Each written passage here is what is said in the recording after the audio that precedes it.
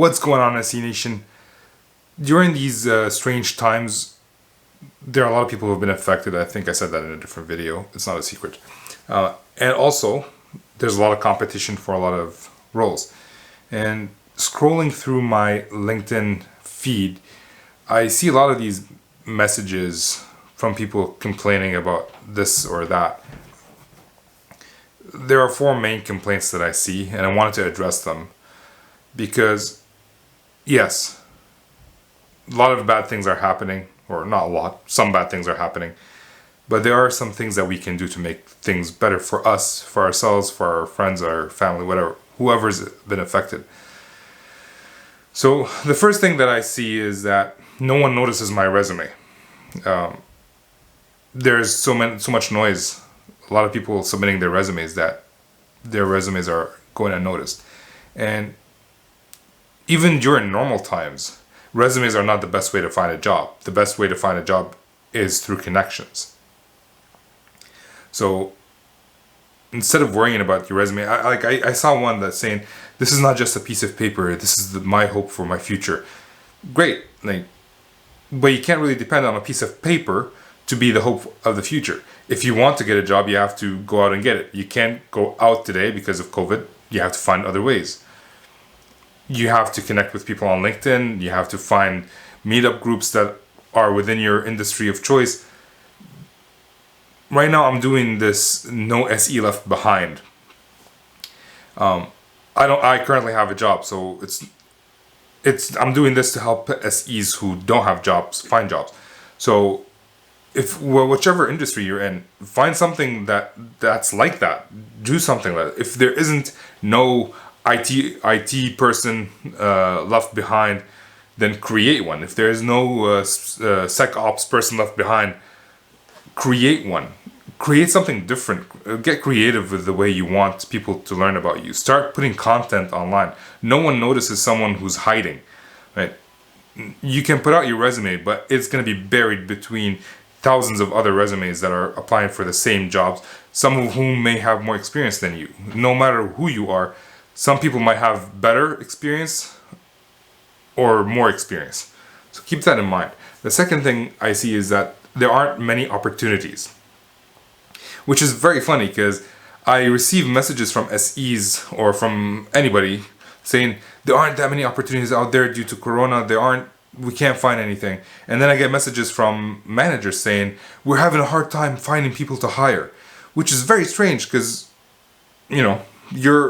you're looking for each other. I don't know why you can't find each other. So if you're a hiring manager, let yourself be known that you're looking for someone to hire. Not just once, on a daily basis. Go out there and let people know. Also connect with as many people as you can in order to cultivate those relationships, so when you need to hire someone, you find someone to hire. In John Kerr's book for the SE Manager's Handbook, he says a significant portion of time of the hiring manager is to create relationships with people they would want to hire at some point in the future, not necessarily right now. And when you connect with people, don't just send a connection request. Build a relationship. Chat with them. Talk about what they want, what they're looking for. As an SE, don't be afraid to connect with hiring managers, or as a person in general, don't be afraid to connect with hiring managers in order to build a relationship, so when the time comes, you have an option. The third one I get is ghosting. I had this interview with this company, it was great, and now I haven't heard back from them. That sucks. And usually the way I see people try to get over it is by shaming the companies, like, shame on you, bad company. That's great. That will not work. There are a few things that you can do during the interview to make sure you're either going to be ghosted or not be ghosted, or at least not to make sure you're going to be ghosted. Make sure to understand if you're going to be ghosted, and that is, ask for a timeline they're looking to hire. If they don't have a timeline, then they're not really prepared. Check when you're going to hear back from them. If you're not going to hear back from them, let them know you're going to follow up. So, hey, you ask the person, when should I hear back from you? And he says next Friday. On Monday, you're following up. hey man, or miss, I haven't heard back from you. I'm trying to understand where I'm at. And the third thing you should be doing is think of it as a sales funnel. You need as many opportunities as you can in the funnel to be able to get one in the end. So don't wait. Even if they ghosted you, it should not affect you because you're out there looking for more opportunities. You should follow up. As sales engineers, we do follow up. That should be part of our personality at this point.